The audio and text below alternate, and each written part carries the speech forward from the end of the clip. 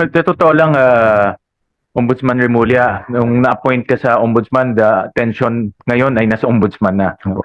Kasi ang tingin namin, no, ako bilang isang citizen of our beloved country, na it's about time to start filing cases and prosecute. No?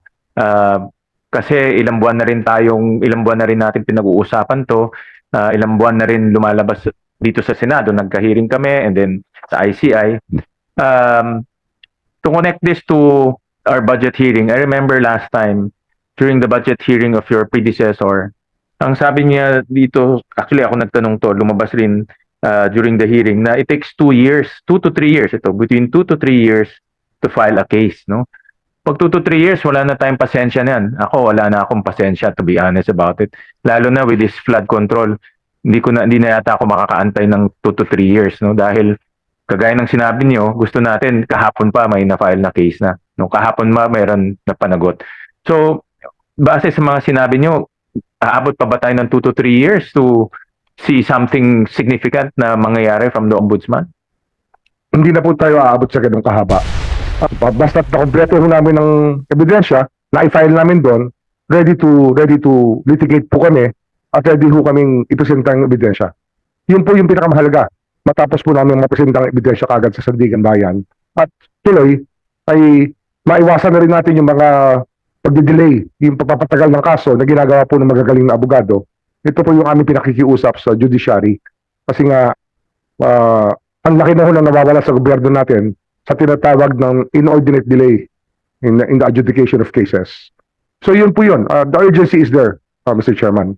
And we feel the weight of the anger of the Filipino people, and they're looking to the office to be able to solve this crisis of gigantic proportions within the country. Because fact-finding sila, eventually babagsak rin sila sa Ombudsman. No? And alam mo naman kung anong sentiment ng taong bayan ngayon towards corruption, towards itong mga flood control. At ako nga, pag na-interview ako ngayon, wala nang good news eh. Hindi na ako tinatanong tungkol kung maganda yung ekonomiya, may investors papasok, lahat about corruption. So yan ang general sentiment ng taong bayan. At gusto rin ng accountability. No? Dapat panagutin yung dapat managot. Bilang bagong ombudsman, ano ba yung mga plano natin to address itong mga flood control issues? Especially pag papasok na ito sa ombudsman, ano pa ang ating strategy para panugutin at ikulong yung dapat makulong ng mga tiwaling opisyal? Mr. Chairman, ang opisina po ng ombudsman ngayon ay binabago po namin ang sistema sa paghawak ng kaso. Mula po sa filing, sa pagdala sa amin ng kaso, hanggat ito ay mapunta namin, madala namin sa Sandigan Bayan o sa RTC. At binabago ho namin yung mga deadlines at yung mga dapat po na panahon na magugugol sa bawat stage ng evaluation, preliminary investigation, and fact-finding, evaluation, fact-finding, preliminary investigation, at yung litigation proper sa pagdating po sa Sandigan Bayan o sa RTC. Kung dati po ay umaabot ng 1 taon, anin na buwan hanggang 1 taon ang preliminary investigation, ngayon po ang ginigiit ko po ay gawin na namin within 60 days. Yun po yung aming ginawa sa DOJ dati, patingin ko pwede kong gawin dito. Pagdating po sa fact-finding, ganoon din po. Pag nag-file po ang isang ahensya na certified na po ang mga dokumento at ang ebidensya po itatayo na sa korte, sa unang tingin namin sa evaluation, ito po dinidiretso na namin ng preliminary investigation. Wala na hong fact-finding yan. At case build-up niyan ay sa fact-finding, dito na lang ako sa PI, bago ho in PI, baka magdagdag lang ho kami ng ilang araw para po maikumpleto namin ang ebidensya na kinakailangan.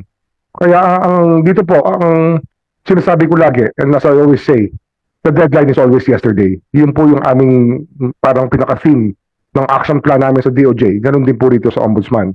Kasi nga, itong problema ho ng korupsyon, hindi ho ito ngayon lang. Matagal na ho itong pinaiinisan ng taong bayan at talagang nagagalit na po ang taong bayan dito. Matagal na po ito. Ngunit ngayon lang po pumutok na ganito kasama ang imahe ng gobyerno dahil po sa mga pangyayari sa flood control. Kaya ang plano po dito talaga ay pabilisin ang lahat ng proseso at gawing kumpleto. Itinataas pa namin ang modicum of proof. Ang sinasabi po dyan ay probable cause. Pero dito po, gusto namin prima facie na reasonable certainty of conviction bago po kami mag-file ng kaso sa Sandigan Bayan o sa RTC. Kaya ang isa pa po dito na napagkasunduan namin at gumagawa na po ng bagong patakaran ng Sandigan Bayan ay continuous trial ang aming hihingin sa lahat ng kaso. Basta nakompleto ho namin ng ebidensya na i-file namin doon, ready to litigate po kami at ready ho kaming ipresenta ang ebidensya. Yun po yung pinakamahalaga. Matapos po namin mapresenta ang ebidensya kagad sa Sandigan Bayan. At tuloy ay maiwasan na rin natin yung mga pagdidelay, yung pagpapatagal ng kaso na ginagawa po ng magagaling na abogado. Ito po yung aming pinakikiusap sa judiciary. Kasi nga, ang laki na ho nang nawawala sa gobyerno natin sa tinatawag ng inordinate delay in the adjudication of cases. So yun po yun. The urgency is there, Mr. Chairman. And we feel the weight of the anger of the Filipino people. And they're looking to the office to be able to solve this crisis of gigantic proportions within the country. Sa totoo lang, Ombudsman Remulla, nung na-appoint ka sa Ombudsman, the attention ngayon ay nasa Ombudsman na. Kasi ang tingin namin, no, ako bilang isang citizen of our beloved country, na it's about time to start filing cases and prosecute. No? Kasi ilang buwan na rin natin pinag-uusapan to, ilang buwan na rin lumalabas dito sa Senado, nagka-hearing kami, and then sa ICI. To connect this to our budget hearing, I remember last time, during the budget hearing of your predecessor, ang sabi niya dito, actually ako nagtanong to, lumabas rin during the hearing, na it takes 2 years, 2 to 3 years, between 2 to 3 years to file a case, no? Pag 2 to 3 years, wala na tayong pasensya niyan. Ako, wala na akong pasensya, to be honest about it. Lalo na with this flood control, hindi na yata ako makakaantay ng 2 to 3 years, no? Dahil, kagaya ng sinabi niyo, gusto natin, kahapon pa may na-file na case na. No? Kahapon mayroon na panagot. So, base sa mga sinabi niyo, aabot pa ba tayo ng 2 to 3 years to see something significant na mangyayari from the Ombudsman? Hindi na po tayo aabot sa ganung kahaba. Ang kagandahan lang po ngayon, dahil nga sa naging krisis na to, mas iniisip natin kung gaano natin mapapabilis ang mga kaso. At katulad nga niyan, na-transmit na po sa DOJ yung kanilang final sa amin at na-deputize na po sila na ituloy na yung mga kaso sa RTC.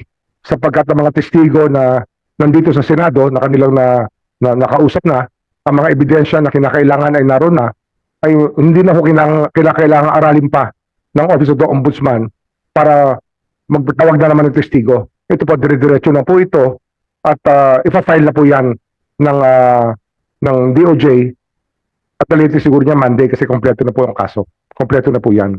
Iyon po yung 5 ghost projects na flood control projects. 5 ho yun na flood control projects. Tapos dito po ngayon sa aming opisina, talagang tuloy-tuloy pong pag-uusap namin dito na talagang bilisan ng proseso at dapat kompleto ang ebidensya. Hindi ho pa pwede na. Ano nga ho ito eh? Sabay-sabay po ang mga reforma na kinakailangan. Yung isa pong nabanggit ko na nung isang araw sa mga kausap ko, yung digitization. Kasi nga, hindi pa po moderno ang sistema ngayon sa aming opisina. Ito po yung aming minamadali rin po. At meron naman pong budget na nakalaan dyan. At kung nangangailangan po ay lalagay po namin yung mga savings ng aming ahensya para po magamit at matapos kaagad ang digitization process ng opisina po. Ombudsman, I know, in fairness to you, hindi mo ito budget, no? Because you came in very late na. In fact, nagawa na yung NEP, nasabit na yung budget dito sa Senado. So, wala ka talagang say, no? Or wala ka naging say dito sa budget. Meron ba kayong gustong ma-improve dito sa budget para matulungan namin kayo? Mapabilis pa itong ginagawa niyong investigation at pagpa-file ng cases. Ako kasi, on my own, I want to help the Ombudsman, no, to be effective. Dahil hindi naman kami mag-iimbestiga o hindi naman kami magpa-file ng case, kayo eh. Ang maitutulong namin sa inyo ay mabigyan kayo ng resources para mapabilis yung inyong trabaho. Dahil kung mapabilis yung inyong trabaho, panalo rin yan sa amin, no? At panalo rin sa ating bansa. Meron ba kayong nakikita dito sa budget? Aside from sinabi kanina ni Director Lim na for digitization and also for itong Ombudsman Assistance Centers, meron ba kayong nakikita anything that we can do in order to support your mission of mabilis na investigation and filing of cases? Marahil yung special provisions so, ano nabanggit ko sa inyo kanina, nung hindi pa ho tayo hindi pa ho nagaganap itong pandinig, yun po yung mga kailangan namin para mas streamline po yung operations ng opisina po. In terms of resources, meron ba kayong nakikita? Kung wala naman, pag hindi naman ngayon, you can just submit to us, no? Kung meron kayong naiisip. Ang chain of thought ko naman is, paano natin matutulungan ang ombudsman para makafile ka agad, no? I understand that, of course, bago kayo, you're organizing the office, but itong gravity kasi nung kaso, no? We're talking about kung yung kung take natin into consideration yung na-discover ni Secretary Vince, 421 ghost projects. No, yung pa lang yung na-discover, hindi pa natin nakikita yung mga substandard, hindi pa natin nakikita yung mga sa iba pang mga projects like farm to market roads. So enormity, yung inlaki, no? At yung daming taong nasangkot ay kakailanganin talaga natin na maraming sabay-sabay na taong gumagalaw, no? And para mabilis yung trabaho kasi kung iisa-isahin natin, abutin talaga tayo ng matagal, no? So that's where I'm coming from, no? Kasi alam ko hindi niyo ginawa itong budget eh. And I want to in my own way, in my own small way, no, I want to help the ombudsman file the cases as fast as it can, no? Kung wala kayong naisip ngayon, you can just submit to us. But if you have, we can discuss it para matulungan namin kayo. Salamat. Oo.